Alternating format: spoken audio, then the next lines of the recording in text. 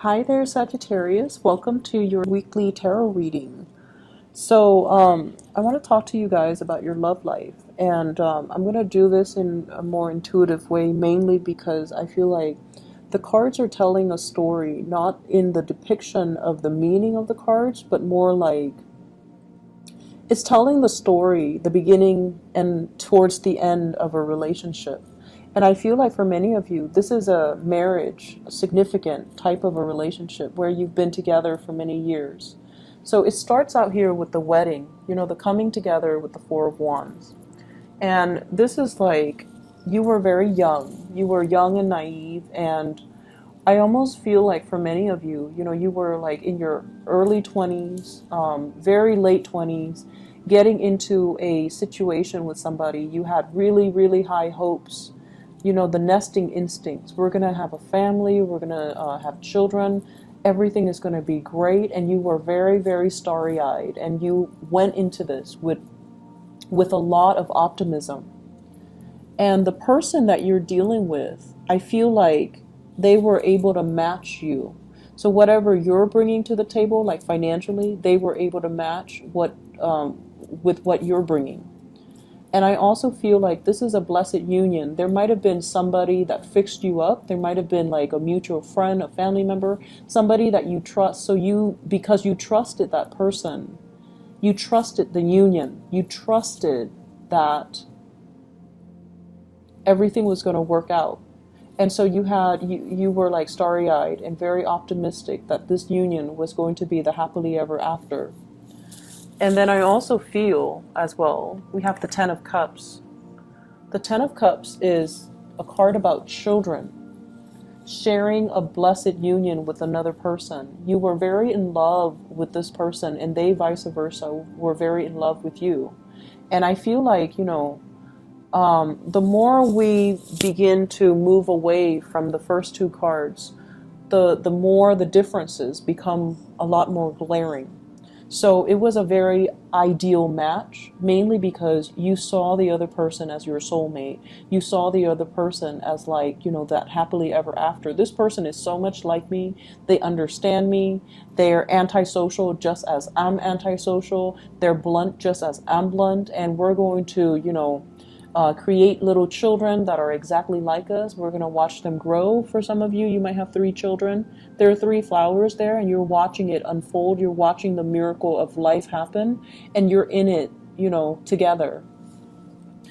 And we move along, and we have the Lovers. This is major life decisions. Some of you might have moved very far away to be with your romantic partner. Others of you, your romantic partner, might have moved really far away from you. They were either deployed, they had a job elsewhere, they had, it was like life was calling, and we had to move together. I had to move to be with the other person.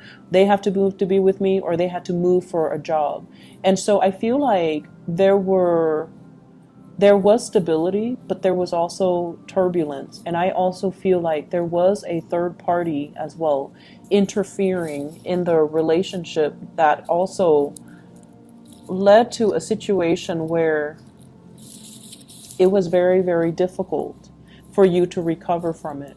So the relationship itself, there was a lot of joy. There was a lot of, it had a long history. So I feel like for many of you, you have been married to this person or have dated this person for a very, very long time. And you had overcome some major milestones with one another.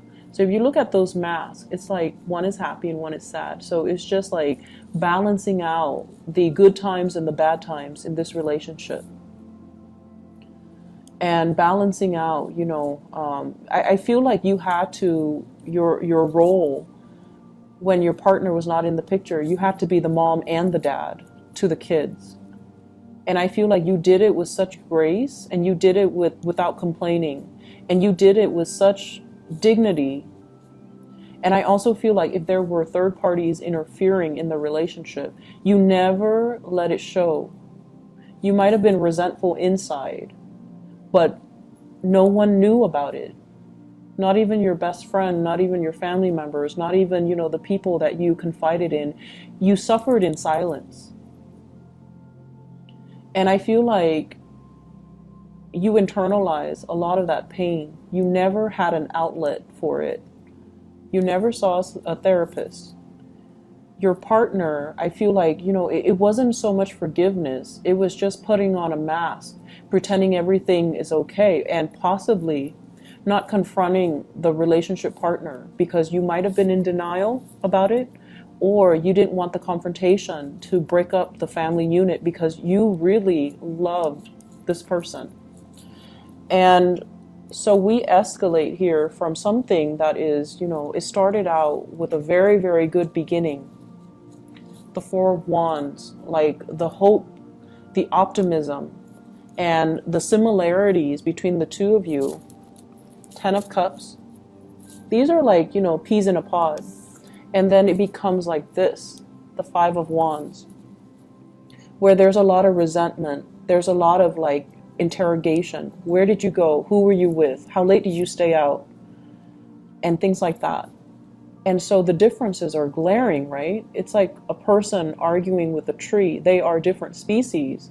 Whereas in your starry-eyed and optimistic stage, you thought the other person was exactly like you. And I feel like a lot of the times, you know, we get so wrapped up and we get so angry over failed relationships, was that if it's a significant relationship, it could be good or bad, but if it's significant, it taught us a lot about ourselves. And I feel like it taught you that,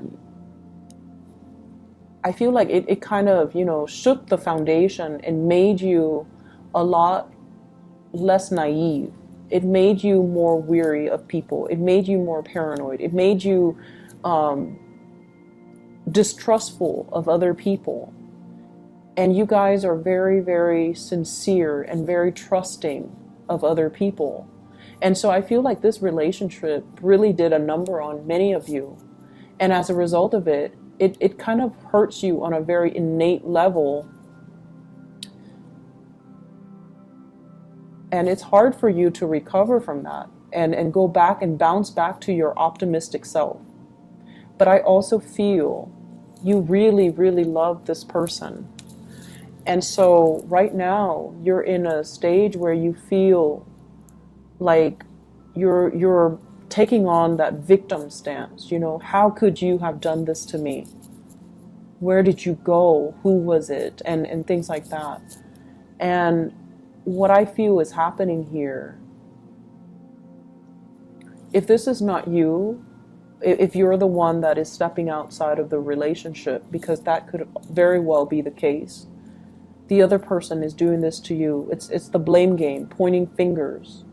And the truth is, and honesty is the best policy, because you have somebody here that really loves you, and you have somebody that you really love. And over time, I feel like, you know, through the course of the relationship, people drift apart. It's natural. We are constantly evolving. We are constantly growing. I don't see the love diminishing, but I feel like somebody is playing the role of the mom and the dad in the relationship, playing the parent in the relationship, and the other person has really let themselves go.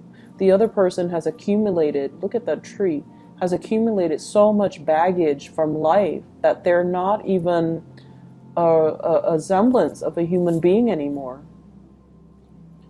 And I feel like for some of you, you're beating a dead horse. You're asking somebody questions that they're not going to give you answers to. And so if this conflict escalates, and if this is an ongoing conflict, you have to cut your losses. You need to get yourself out of this state, because it's turning your world upside down, and it's got you very emotionally topsy-turvy. You're putting on this mask to the world, like pretending, oh, my relationship is fine, everything is, you know, rainbows and unicorn. But the reality is far from it. The reality is that there are a lot of pent-up like resentments and jealousies and hostilities. And I feel like somebody is, I'm looking at the roots, and you know, roots usually means you're dealing with someone who's very, very, very, very slow to act. But at this point, they've already like uprooted. They've already uprooted and they're ready to go. And so the animosity might drive them to go. Okay? So I feel like the energy is very heavy. And I feel like if you're in this conflict-laden type of an environment, you have to cut your losses. If you feel like no matter what, I can't forgive this or I can't trust this person again, then you really should not allow yourself to stay in this relationship. The trust is gone. The trust has been breached. It's not going to come back together. On the flip side, for those of you who are single, I feel like you have gotten out of a very significant relationship. You're trying to find your center. You're trying to find your footing. And you are single and you're not planning to date. Dating is so far from your frame, like it's so far from your imagination right now. Like you can't even wrap your head around, I'm not ready to date, okay? And then for others, I feel like you might be interested in somebody who's already in a union. We have here the Ten of Cups, as your partner. And the Ten of Cups means, you know, they're actually in another relationship. You might be the third party. You might be the Mr. or the mistress in this union. And so it's breeding a lot of jealousy and envy. And it's a situation where you are really attracted to the other person. They are attracted to you, but at the end of the day, they're coming home to their partner. They're coming home to their children. And you're the person that is, you know, out here waiting for the other person to come back. It's like biding your time, you know, when are they going to be single? And I feel like it's not the best situation to be in, okay? I'm sensing for people who are newly married, there are some issues, and I'm looking at this, 4 of Wands and 5 of Wands. It's an escalation. The next one is the 6 of Wands. And the 6 of Wands is a really good card. So we have an escalation. 4 of Wands, which is a happy marriage. And then we have the 5 of Wands, which is conflict. So this is just a natural cycle. Don't let it deter you. Don't let it discourage you. The next one, 6 of Wands, is a victory card. So I feel like somebody's going to step up and do exactly what you want. Okay? And I feel that sometimes it takes conflict for us to finally voice our opinions and to give the other person a piece of our mind. And then once we give them a piece of our mind, it'll kind of spark some fire under them and get them to get moving. So I feel like you might be dealing with somebody who's very slow to act, and then conflict is the best way to get them to respond and to do something. Other areas of your life. What I'm feeling, first of all, from this spread here is the responsibilities of child rearing. It's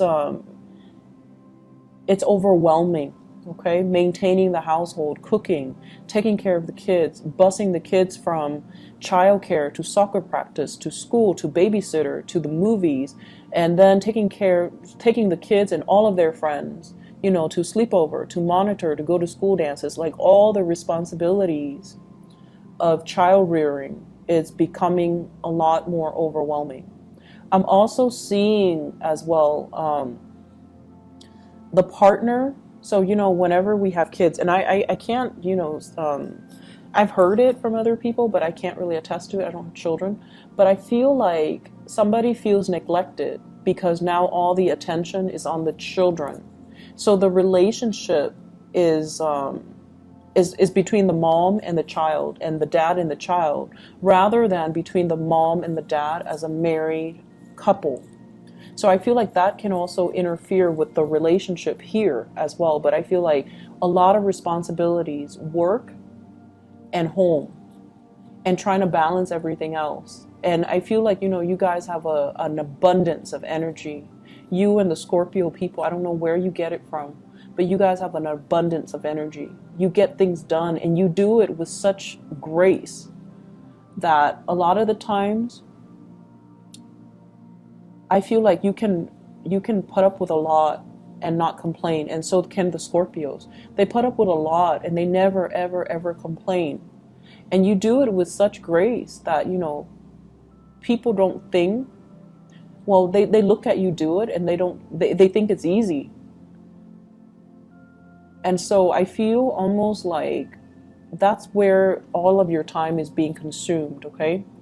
Taking care of the family, taking care of the family unit, taking care of other people. Some of you might be called upon to take care of a family member, elderly parents, a younger child, taking care of them in a very nurturing way, possibly, doing errands for them, um, driving the kids to soccer practice, taking care of their emotional health is what I'm seeing. And I feel as if this is a week where you start to feel the weight of all the responsibilities, and you need some time to decompress and relax and to really take care of yourself. So don't neglect self-care in the process of giving so much of yourself away to other people. This is a really beautiful card. It denotes, possibly new children in the picture, nieces, nephews, even your own children. And I also feel like, it takes two to make a baby, right? So both parties need to be on board when it comes to the responsibilities. It's not fair for one person, you in particular, to do it all on your own. So I'm feeling here that, you have some beautiful new starts that are coming into the picture. And I feel like the responsibilities of it is just a little bit overwhelming. You're going to get used to it. You're going to do it with grace, with style. But I feel like right now, you feel like you're living this provisional life. Like, I'm just going to do this for now until it's done. And then that's when I can, live my life. So it seems like this week is very temporary. Even in your love sector, it's almost like, okay, I just got out of a relationship. I'm just going to be single for now. When I'm ready, that's when I'll date. So you're prolonging that provisional life. And I hope you're aware of that, so that you can, stop denying yourself of your own time. Me time. I need me time because I've been working so hard. Or, I need to start dating again because my last relationship was years ago and I used that as an excuse to not get out there. So I feel like you're prolonging something and you need to put an end to the procrastination, okay? I'm going to leave it at that, Sagittarius. I hope it is helpful for you guys. I wish you all the best, okay? And let me see if there is anything else coming in here. Let me see about your... I actually need to do this because the love situation is a little bit confusing. What is Sagittarius's advice for love for this week?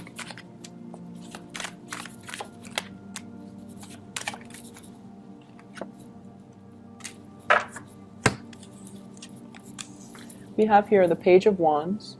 This is news messages that's going to be coming in. It's coming in like invitation, somebody seeking you out. And they have here the Fool. You're going to be starting over. You're going to get a clean start. You're going to go out with new people. And then we have here the Ace of Swords. And the Ace of Swords is finality. Seeing somebody that you really like, or somebody is like eyeing you, possibly an air sign, Aquarius, Gemini, and Libra. This is somebody new. And we have a Gemini vibe here with the Lovers card.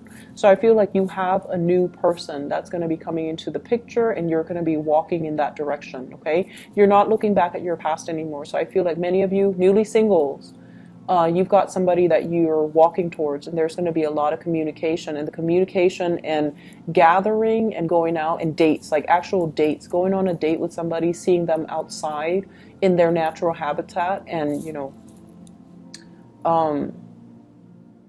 going to get a new lease on your love life, okay? So whatever relationship, if you're still in it, you kind of need to draw the line and, cut your losses. All right.